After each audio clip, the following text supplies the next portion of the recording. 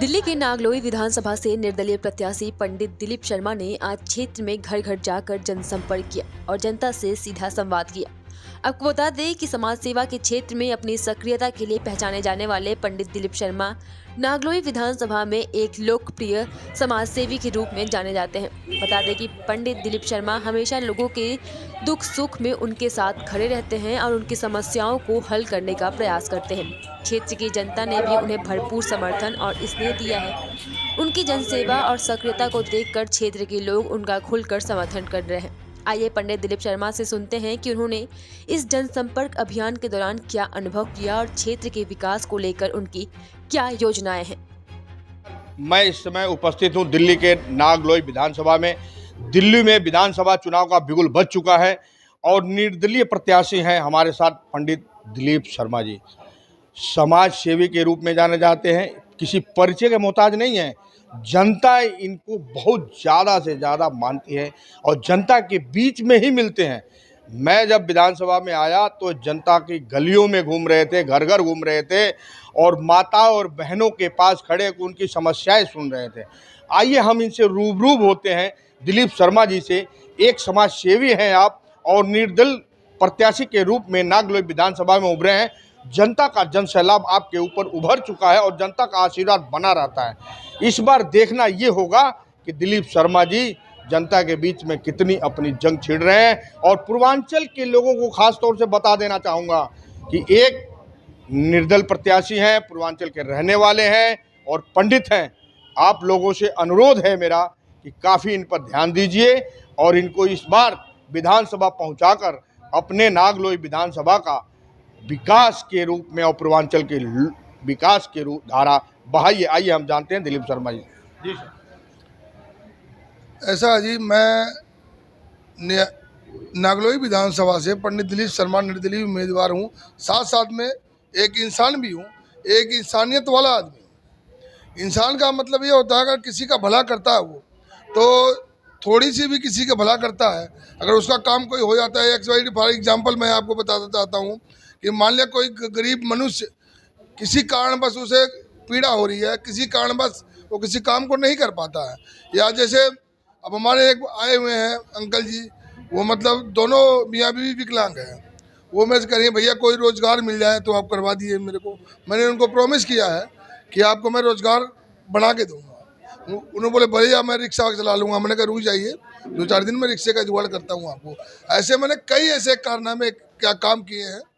तो मैं आज तक 10 साल पहले तक से करता आ रहा हूँ, लेकिन अब थोड़ा मैं सामने आया कि ऐसी चीज़ें देखता हूँ जब कोई गलत चीज़, तो मेरे अंदर से पीड़ा होती है यार, ये इंसान की थोड़ी सी गलती की वजह से इतना पीड़ा हो रही है उसे। तो वो चीज़ को निकालने के लिए मैं निरंतर कोशिश करता रहता हूँ। और पूरे विधानसभा में आज की डेट के अंदर हर लोग कहते हैं कि बदलाव करना भैया, बदलाव करना भैया, क्योंकि यहाँ पे इतने लोग त्रस्त हैं एक ही परिवार बात से, और ये 35-40 साल से एक ही परंपरा आ रही है, एक ही समाज है, उससे हो रहा है काम। इसलिए हमारा पूर्वांचल भाई, हमारा प्रवासी भाई, जम्मू कश्मीर से लेकर कन्याकुमारी तक जितने हमारे अपने सब हमारे अपने हैं, सबसे मेरा निवेदन है कि अब की बार जात पात हर चीज़ से हट के आप वोट करिए। और एक आपका भाई, आपका बेटा सामने खड़ा है, इसको आप वोट करके विधानसभा पहुंचाइए। फिर आप देखिए, नहीं आप लोग बोलते हैं तो मैं, अगर मेरा पूरा विधानसभा मैं प्रोग्राम करूंगा इकट्ठा होइए, मैं पहले इस्तीफा एफिडेविट बना के दे देता हूं कि अगर 1 साल में मेरे से काम नहीं होता तो मैं इस्तीफा दे दूंगा। इससे बड़ी बात और कोई नहीं है। मैं हनुमान जी हूँ नहीं कि छाती फाड़ के दिखा सकता हूँ, लेकिन मेरे जीवन में ये प्रेरणा है कि हर एक मनुष्य की सेवा करने से ही सब कुछ मिलता है। अगर आप किसी भी एक मनुष्य की सेवा करते हो तो उसका अगर वो फलदायी होता है या सक्सेस हो जाता है तो सबसे बड़ा अपने आप को मैं बड़भागी समझता हूँ। ये है हमारे साथ दिलीप शर्मा जी। शर्मा जी, एक बात और पूछना चाहूँगा कि पूर्वांचल के लोग यहाँ काफ़ी हैं और पूर्वांचल के बीच में मैंने देखा है, आपको गलियों में घूमते हो तो लोग पानी पिलाते हैं, चाय पिलाते हैं, आप भोजपुरी में बात करते हो उनसे, कितना आपको प्यार लाड मिलता है उनसे और उनके लिए आप क्या क्या सोचते हो? ऐसा ही सबसे पहले मैं गलियों में जब कहीं भी जाता हूँ, जो अपनी भाषा बोलते हैं हम, चाहे पूर्वांचल हो, चाहे पंजाब हो या हरियाणा हो, कोई भी है, अपनी मातृभाषा तो मातृभाषा होती है। आप उस भाषा के बारे में अगर प्रयोग करते हैं तो आदमी खिंचा हुआ चला जाता है। और पूर्वांचल हमारा 40 से 50% नागरिक विधानसभा में है, जो हमारे न्यूज़ चैनलों से सर्वे है कि 40-45 से 50% के आसपास है। तो पूर्वांचल प्रवासी भाई सबसे मैं इतना कनेक्ट हो रहा हूँ कि लोग अपने घरों में बैठाते हैं, बुलाते हैं कि भैया ये काम ठीक है, भैया ऐसे करिए, भैया ऐसे करिए, पंडित जी ऐसे करिए, पंडित जी ऐसे करिए।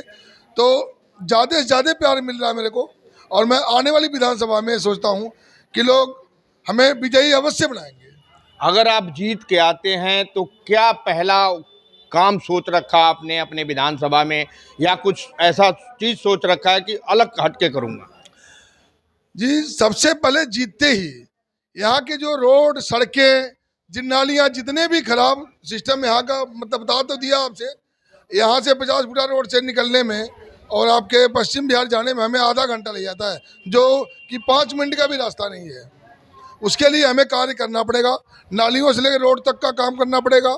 और यहाँ पे कोई भी सुविधा नहीं है जी, ना तो कोई सरकारी बैंक है, ना तो प्राइवेट बैंक है। इतनी पॉपुलरिटी यहाँ पे रहती है, ना तो बैंक है कोई, ना तो कोई ढंग का कोई यहाँ पे डिग्री कॉलेज कोई है ही नहीं जी। एक तो उसका होना चाहिए। एक हॉस्पिटल के लिए हम संजय गांधी जाते हैं, इधर क्या बोलते हैं अपना दीनदयाल जाते हैं, इतने दूर दूर तेग बहादुर जी जाते हैं। तो इतना दूर दूर जाने से कि इतना ज़्यादा पब्लिक का ट्रांसपोर्ट खर्चा होता है, दिक्कत होती है। अगर पेशेंट वहाँ रहता है तो आने जाने में जो तमीदार के लिए खाना पहुँचाना करना, वो बहुत दिक्कत हो जाती है। अगर अपने पास में कहीं हॉस्पिटल बन जा तो उसके बहुत ही अच्छा होगा। और यहाँ पे अगर मैं जीतता हूँ तो सबसे पहले हर एक साल में 1000 नौकरियाँ दूंगा। ये मेरा विजन है। ये विजन मैं अभी फ़ोन पे नहीं बताऊंगा, लोग हर चीज़ का कॉपी कर लेते हैं। तो मेरे पास अपना विजन है, मैं हर साल 1000 नौकरियाँ युवाओं को दूंगा। क्यों? हमें दुख होता है जो आदमी यहाँ से नौकरी करने के लिए, मान लिया कनाट प्लेस जाता है, कनाट प्लेस वो 8 घंटे की नौकरी करता है, उसको 18,000 मिलता है, वो खुश रहता है। लेकिन वो 8 घंटे नौकरी नहीं करता, वो आप मानिए तो 12 घंटे नौकरी करता है, 2 घंटा जाने में, 2 घंटा आने में। अगर वो चीज़ें हमारे वहाँ यहाँ मिल जाए तो वो सुविधा